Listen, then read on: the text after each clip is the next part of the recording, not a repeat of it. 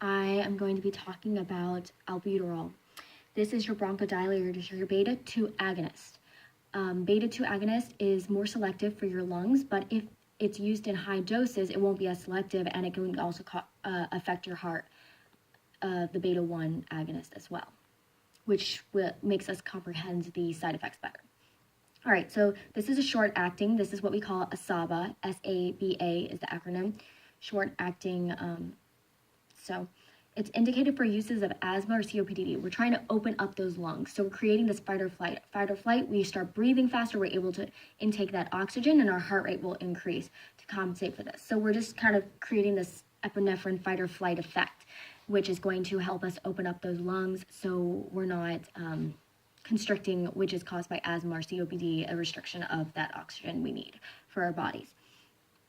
All right, so this is really important to understand, because once we understand the physiology, everything gets so much easier, because we know we decrease, and if we have albuterol or beta-2 agonist, it's the opposite effect of metoprolol, which is trying to slow down that heart rate, which is really an antagonist. So they contraindicate each other. They don't work together. They're opposites.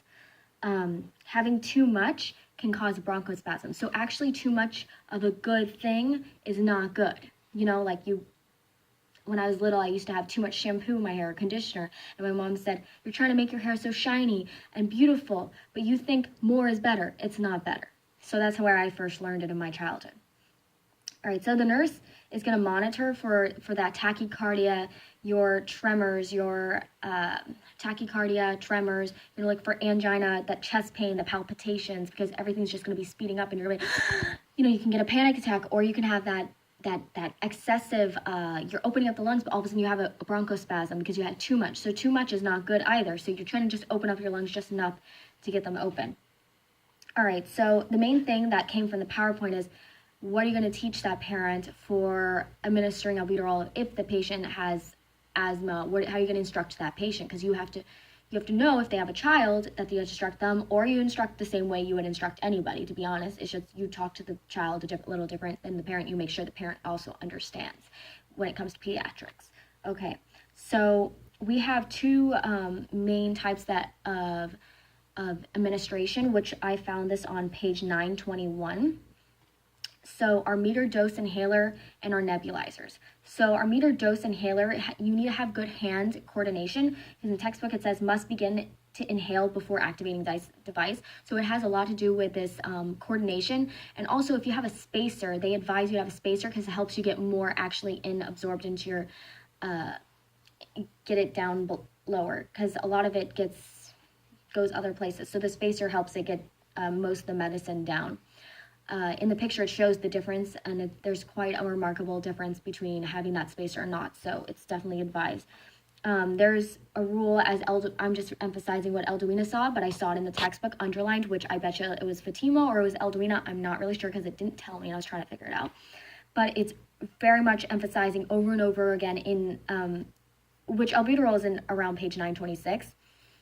So 2 inhalations, you got to keep it a minute apart or more, separated. You're allowing that medication to penetrate in. So 1 inhale, you wait a minute, and then another inhale. So that's very important. And also for the nebulizer, it's a little different. So nebulizer, maybe for those really little kids that can't have that coordination of understanding direction of breathing it in, you're gonna have that nebulizer, a little mist to keep the max over their face, or drug biting their teeth like that. All right, so hand is coordination is less of concern when it comes to nebulizers with the mist and the mist type stuff. If the patient happens to be using this, which we call short-acting,